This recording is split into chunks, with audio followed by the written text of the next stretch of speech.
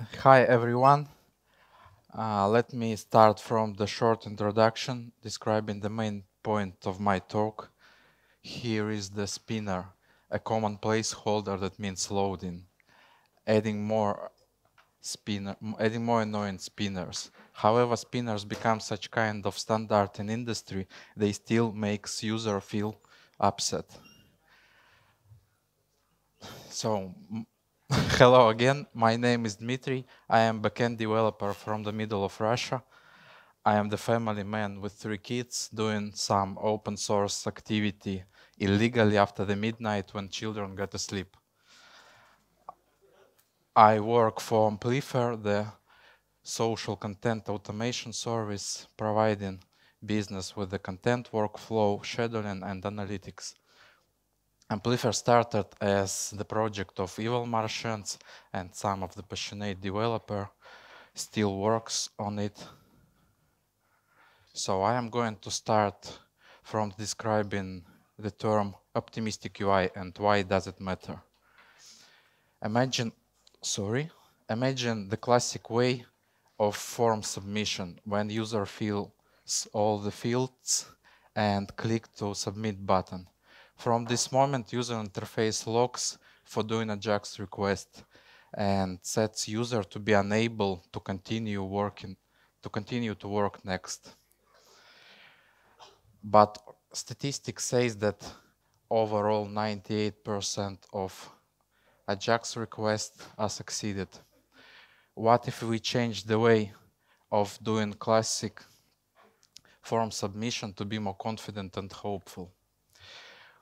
We'll try to change user interface immediately and trigger the submit button into success mode right after the click. From the user point of view, there is nothing more on it. No waiting, no staring for disabled button, and not yet another annoying spinner. This way of working is called optimistic UI. It is based on the assumption that most of the requests will be processed by server with success. So do you know the story of three user interface go to the pub? The first one orders a drink, orders another one, and so on. In a couple of hours, he leaves the pub tired and drunk. The second one orders a drink, pays for it up front, orders another one and pays for it, and so on. In a couple of hours, he leaves the pub drunk and tired. The first one goes out of the pub immediately right before going in. He is already drunk. He knows how pubs works and he is efficient enough not to lose time. So this third one is called optimistic UI. And why does optimistic UI matters? Time can be analyzed from the different points of view, objective and psychological. Measuring type with stopwatch, we operate with objective time. Another aspect of analyzing the time is psychological perception, the internal feelings we have when spending time for some kind of activities. Imagine 3 types of activity and a dozen of objective time spending on it. Reading books makes us imagine, satisfies curiosity, and finally makes a reader feel happy. Riding a bicycle makes us get stronger, promotes psychological relaxation, and finally make a cyclist feel happy. But waiting for a user interface doesn't make anyone happy. People used to pay money for positive emotion. Nobody would like to pay for being upset. And I am sure that optimistic UI is the one of the leading point for the project to be successful and earn money. According to Google performance model that aims developers to ensure the quality of user experience, user interface reaction delay more than 100 milliseconds leads user to lose the focus. Does any seller want its customer to lose the focus right before the purchase? I think no. And the last one, imagine Twitter to do its user interface in the old-style pessimistic way, showing the spinner when anybody wants to set a like. How many tweets will you be able to like in those annoying way? So let's stop user suffering by doing optimistic UI. And ideas is easy until you get deep on it. I am going to review some common problems faced to intend the optimistic UI. When you do local development, everything works great.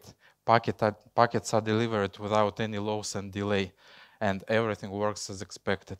But as soon as application goes to production, it comes down to the real network, and the way the real environment works could sometimes be surprising. Server could respond with an error, packets could be lost, or request could be processed with inverse order. So one of the main problem is to handling network error. When doing optimistic way, we have all the changes already been applied to the user interface and then do the request. In case of network availability, we have something to deal with it. This issue is mostly connected with the being offline.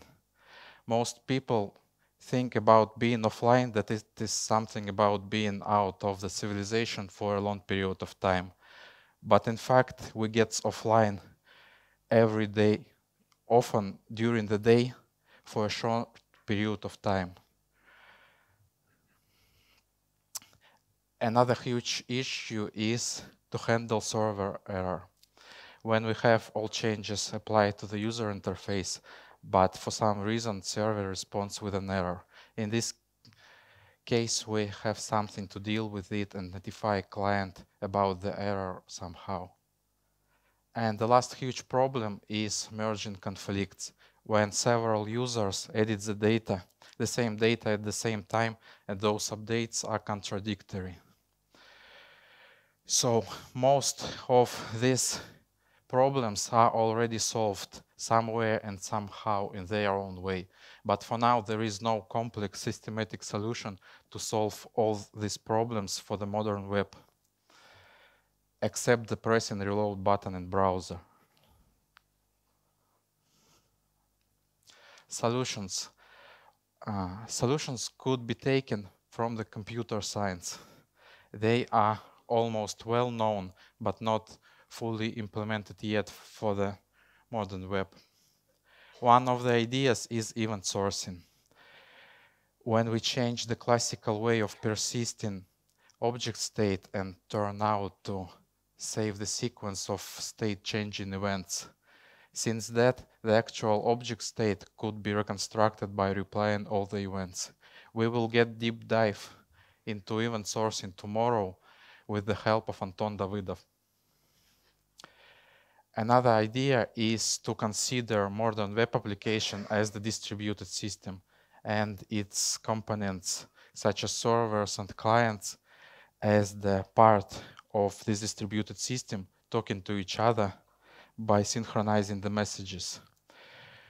Servers and clients should also have some significant characteristic of the distributed system, such as the lack of global clock and the concurrency support.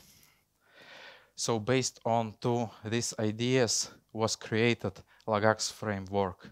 It was invented by Andrei Sitnik, and its goal is to introduce new way of communication between server and client. Talking about frameworks, we usually mean a set of ideas and concept and supporting instrumentation for build software in a specific way. But frameworks are also about reducing complexity. Like Ruby on Rails simplifies the web application development, React aims for the retained component rendering, and Redux helps to manage with state. So Logux as framework is not about the code. Let's review some common ideas and concepts of it. The first one, Logux as the complex solution supposed to use WebSockets. WebSockets facilitates the real-time data transfer and allows server and client to pass the messages back and forth until the connection keeps open. This also means that Logux supports live updates for building collaboration tools out of the box. Another idea is to specify open protocol for communicating between server and client. It allows Logux components to be re-implemented with the help of other technologies, not only Node.js. Logux as the framework provides instrumentation, a standalone server and the client-side JavaScript package. Server handles the WebSocket connection, log events to the internal store, and do all the synchronization and broadcasting between the clients. From the other hand, Logux clients wraps the Redux with compatible API object and do all the data synchronization in background. There is no more need to do request and handle response. Logux client will take care about the transport. The main goal is that Logux are ready to be used with the existing front-end infrastructure by similarity of the Redux API. So Logux client also has a set of standard UI widget to indicate the state of network in standard way. Client tracks the WebSocket connection with periodical pings. It accumulates the pending events in case of network unavailability and will try to resend it later when connection restores. This also means that Logux support offline mode out of the box. Logux takes care about ordering the events. Time is hard in distributed system, and the global universal clock is entirely unsolvable task. Solution used by Logux is to calculate the time shift as the difference between server time and client time with correction for the packet round trip time. This time shift is used by client to convert the local time values into server time values before the synchronization. So this solution isn't universal and has the transport error on it, but in practice for doing user interface, the error is not critical. Some time issues leads the time be the same on the one machine at the different moment of time. That's why ordering events with only timestamp doesn't fit. Logux uses the timestamp and the incrementing counter to tag the events. By doing proper events ordering, Logux helps to implement automatic conflict merging. The simple way of doing this is to use last win strategy, as shown on the slide, when the previous changes do not apply, even they will synchronize later. Handling server error is the critical part of doing optimistic UI. For this purpose, Logux used the special undo event, and in case of an error, it sends undo event back to the client. Getting the undo event, client removes the original event from Redux store and recalculates the front-end state. So all I am talking about is written with Node.js, but what about using this with Ruby? And especially with the existing Ruby backend. And here is the solution. Logux has a special component which called proxy. It forwards all the incoming events over the HTTP and allows any backend to be plugged in to consume the events and perform business logic. Proxy also exposes its own endpoint to let backend to synchronize events back. So this is some kind of two-way HTTP gateway. So Logux consider the backend as the regular client, but working over HTTP and receiving all the events without any filtering. We started to integrate Logux into existing Rails application and as the result created the Logux Rails Ruby gem. It is easy to configurable. You just need to set Logux proxy back URL and mount the routes. Let's review some abstractions about this gem. Action and meta are the wrappers of the underlying Logux protocol items. Action represents the Logux message, has the type, and additional parameters work the same way as the Rails action params. Meta is the helping technical metadata describing the action with the time identification and the destination scope. Ruby gem also supports authentication by using credentials that have some kind of the round trip getting back to backend, where they could be validated by provided Lambda function. As in Rails, we have convention over configuration principle to match the event type to corresponding action type, action class. And as Logux supports the channel for clients to be notified about specific type of events, RubyGem also supports them. When client gets subscribed to any channel, we have to initialize it with the actual state. It is easy to do by re-implementing initial data method of the channel class. So what is initial state? Imagine we are implementing some kind of the chat with the live updates, and initial state for any thread could be the set of the last messages for this thread. And of course, RubyGem supports sending back to client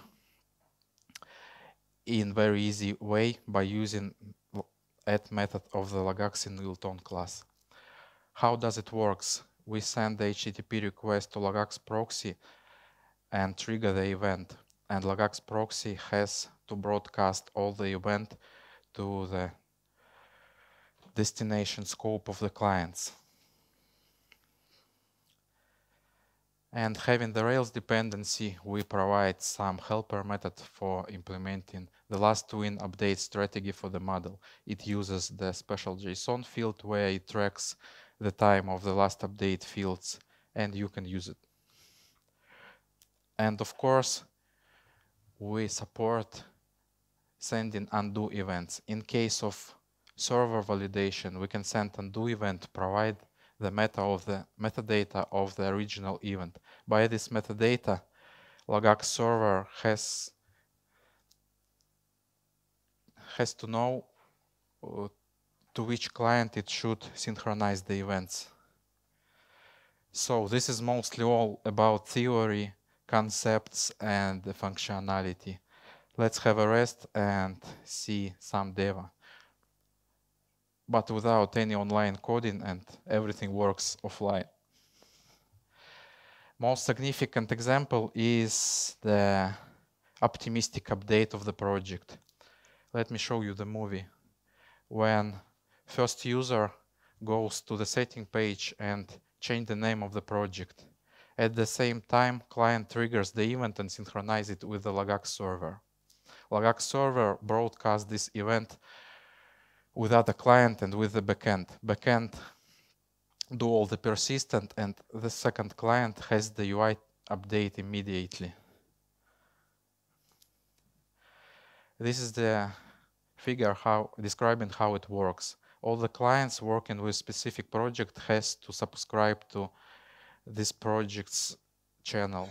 When the first client triggers the event, it gets synchronized with another client because he is subscribed to this project, and with the backend. As you can see, the code is very easy. Another example is post discussion. This is some kind of the chat with the live updates about the social post. It works mostly the same way. All the clients before showing the social post pop-up are subscribed to the specific post channel, and if the first client triggers the event, other client gets notified about it, and it also is synchronized with the database And the most interesting showcase is the sending back to client from the server. In Amplifier, on the front end, we use the actual currency rate to show the amount of the payment in the local currency. But because Amplifier is the single page application and users do not refresh the page, and because the currency rate changes every day, we have to initialize this centralized currency rate update from the backend.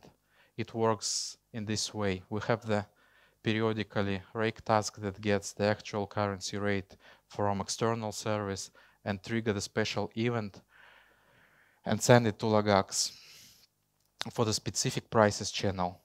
All the clients who are interested in getting updates about the currency rates are subscribed to prices channel, so they will be automatically notified about all the changes.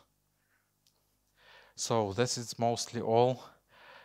Concluding everything said, I want to mention that Logux is the suitable framework for doing optimistic UI, which has some features of the modern web application out of the box, like live updates and offline first. And it is also easy to integrate it with the existing front-end infrastructure because of similarity of API. And now it is ready to integrate it with Rails. The state of Logux. Logux is now under development process in Amplifier project, but as soon as it will be ready, we will publish it. And if you are wondering about pure Ruby implementation, yes, it is in plans, but when Logux will reach the first stable version. So I think I've done. Thank you very much for listening. If you have any questions, here is the contact of mine and the contact of Logux project. Also check out the Logux Rails source code, see the Amplifier technical articles on Dev2 website, and give the Amplifier a chance to automate your social media content. Dziękuję.